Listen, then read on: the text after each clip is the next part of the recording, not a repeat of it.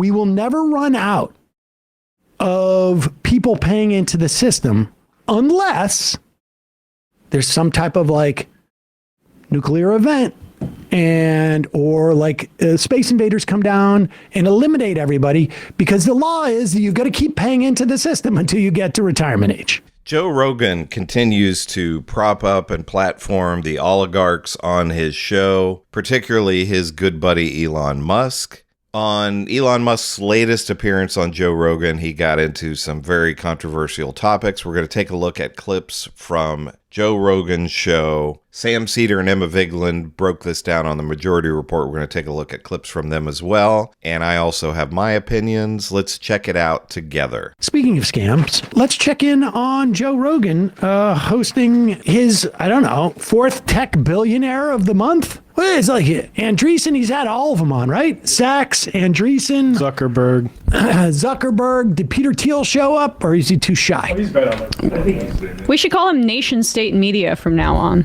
Thiel was just on Rubin. Exactly. I forced myself to watch that.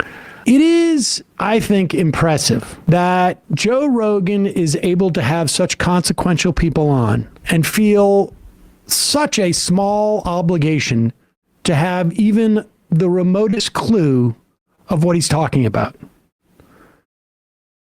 I haven't watched the whole 3 hours. It's unlikely I will. This part about Social Security, I should just tell you that Social Security has existed every day that Joe Rogan has been alive. In fact, it predates him probably by 30 years at least. It is one of the largest expenditures that our government is involved in. Now, it is self-funding. Taxes go directly to Social Security. They fund Social Security. There's been so much written about Social Security over the past 90 years. So much written by Republicans, because they have been attacking Social Security since 1936. I think it was the 1936 Republican platform where they attacked Social Security as a scheme that is unsustainable and as communism. What Joe Rogan is participating now is just out and out Republican propaganda. Yep. It is not new or hip or fresh. It doesn't require the world's greatest mind to figure out. Unafraid. It's not like George Bush said this stuff, like Bob Dole said this stuff, like the most banal Republican politicians ever have said exactly what Elon Musk is about to say. The most pea-brained people in the world, like this is so unexceptional. And the only thing that's amazing about it is that someone with who gets millions of views on YouTube or Spotify or whatever it is wouldn't know the least bit about what they're talking about to even attempt to go and find out. So here's Elon Musk lying about Social Security. Now remember, they have begun their assault on the Social Security Administration. They have shut down field offices. They are firing people. This is Americans. I think it's the most beloved government program. 60, 70, 80% of people are in favor of Social Security. I think even for expanding it. Keeps 2/3 of our seniors out of poverty. 2/3 of our seniors out of poverty. It also helps orphans and widowers and widows. Here is Elon Musk. Now, remember, the way that they're going to go after Social Security is first, they're going to try and sever the relationship with Americans to it. And there's two ways they do it. One is they attack the Social Security Administration, make it harder for people to get their checks. And two is to say, like, it's about to fall apart. This is George Bush going down to the bottom of Treasury, holding up a piece of paper and going, look, nothing but IOUs here. This is so banal and stupid. But here it is, Elon Musk. The weird one is the pump and dumps.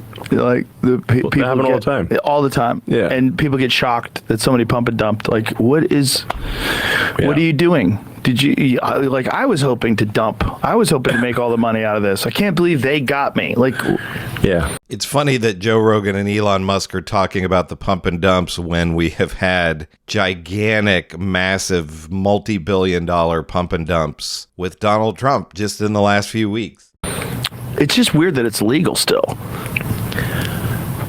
Pause it. Okay, they're talking about, I think, like meme coins, right? Is that what they're talking about here? Yeah, like now, the Trump and Melania. It is weird that it's legal. Yeah. Because it's illegal to do it with stocks. And to the extent that these crypto guys want to bring this into the fold, guys like Gary Gensler and other regulators wanted to bring it within a regulatory framework to protect people from it. But the guy sitting across from Joe Rogan, as he says, it's weird, it's not, it's like literally staring at the reason why. Right. It's not illegal.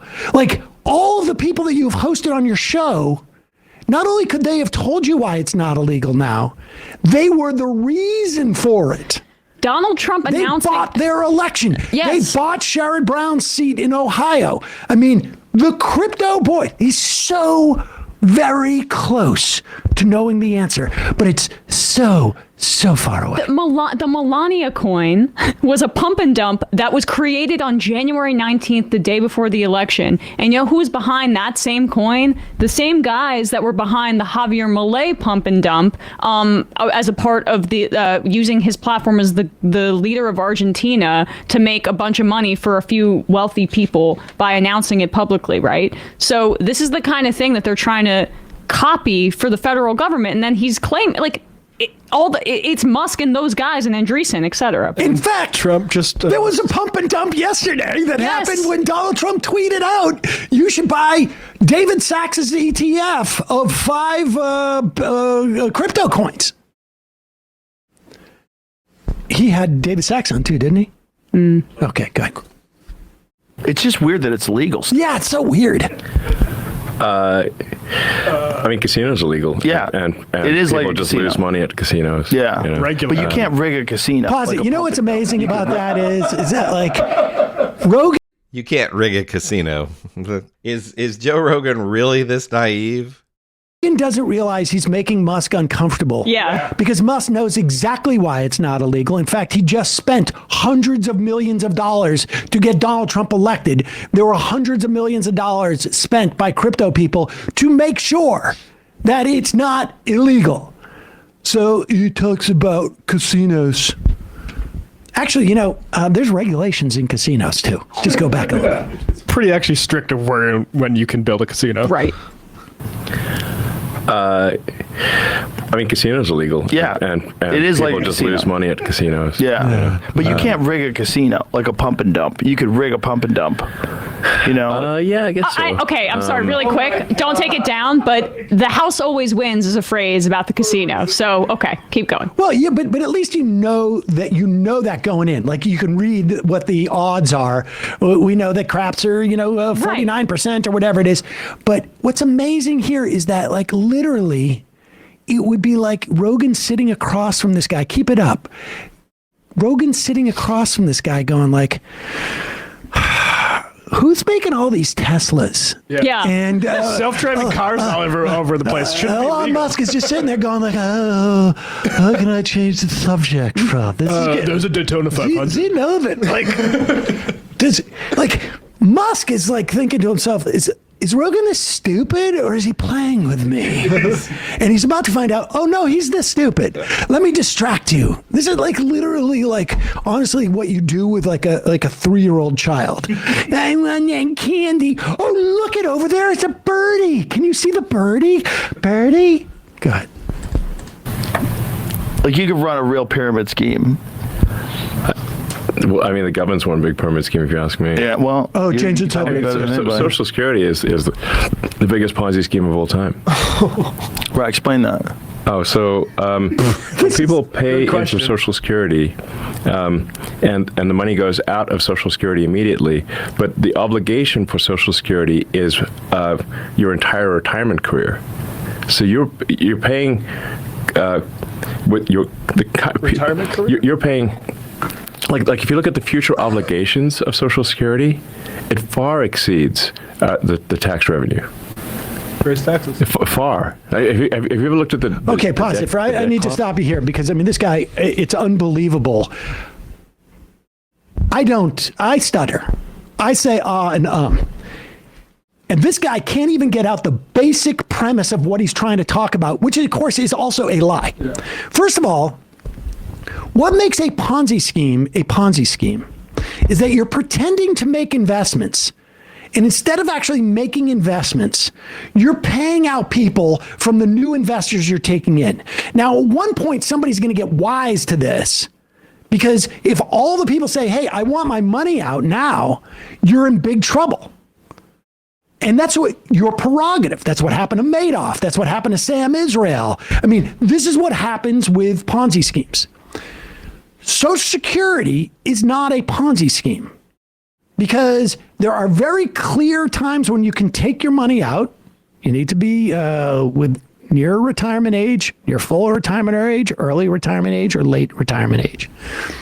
And we will never run out of, this is not an investment, it's insurance.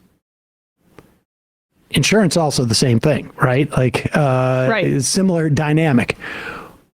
We will never run out of people paying into the system unless there's some type of like nuclear event or like space invaders come down and eliminate everybody, because the law is that you've got to keep paying into the system until you get to retirement age.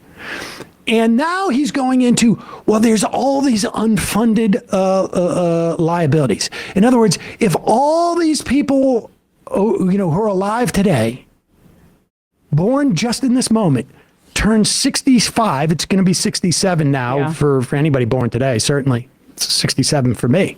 Turn 67, we don't have the money to pay them out. Now, right now, in fact, the way that the system works, we have a slush fund called the trust fund that was designed in 1983 to deal with the baby boomers. And then everybody gets paid out 83 to 85%. That's an intermediate assessment, right? There's things could be much better. Things could be worse. That's the middle assessment. And this is going to end in 2035, that trust fund. But what he's describing is even more dire for every other thing in our budget. Because today is March 3rd. On March 15th, you know how much of the Defense Department is funded? Zero. Do you know how much the FBI is funded? Zero. The USDA? Zero. The EPA? Zero. None of it. There is no budget for any of it. And that doesn't mean they are Ponzi schemes. No. They are not Ponzi schemes. We anticipate that Congress, at one point, the Republicans will get their act together and be able to pass a budget, or even just like say, we're just going to keep using the old budget from last year until we come up with a new one. This is a really great example from Sam Seder. And Sam Seder, if you don't know, Sam loves to talk about Social Security, and he's very knowledgeable about it. But as he said early on, this has been, since 1936 that the Republicans have been fighting against Social Security and using various terms to, in the beginning it was communism was the term that they used. And over the years, there's been periods where they've kind of tried to pretend like they weren't against Social Security because it's so popular. But in recent years, they've just become incredibly brazen about it. And now, with this current crop of Republicans, MAGA, they're all MAGA now. They're just openly saying it's a Ponzi scheme and how terrible it is. And they just want to, some people think they want to privatize it. They just want to get their hands on it, basically. You talk about Ponzi schemes and pump and dump and all of that. This current administration, my opinion, is they're just going to steal as much money from our tax dollars as they possibly can. And Sam sort of alluded to it there, but Trump announced this crypto reserve, which is going to be, I'm going to do a video about this soon, but that might be the biggest scam we've ever seen in American history. But it's interesting to me with Joe Rogan that you have this guy who is now worth hundreds of millions of dollars. There's some talk that he'll probably be a billionaire fairly soon. Why does he have the need to prop these guys up like this? You know, we famously have Bill Burr, who I don't know how much money Bill Burr is worth. You know, he's doing fine, but much less money than Joe Rogan, I'm pretty sure. And he's railing against the billionaires. I mean, he's getting a lot of flack now from the right-wingers, which he doesn't care, but railing against the billionaires and talking about income inequality. Where on the other hand, you have Joe Rogan, has all the money in the world. He doesn't need any more money, but he wants to prop up these people like Elon Musk. And is he really dumb enough that he doesn't understand that the Trump administration is involved in pump and dumps? Is he really that naive and that stupid? Or is he trying to deflect attention away from Elon Musk? Let me know what you think about in all of this in the comments, what Sam Seder and Emma Vigeland had to say about this. About Joe Rogan, do you really think that Joe Rogan is this stupid? I'm not sure. I don't know if it's an act or not. Make sure to give me a like and subscribe. Channel's growing really quickly. Want to keep growing up past 100,000 subscribers. This is Chris on Culture, and I will see you in the next video.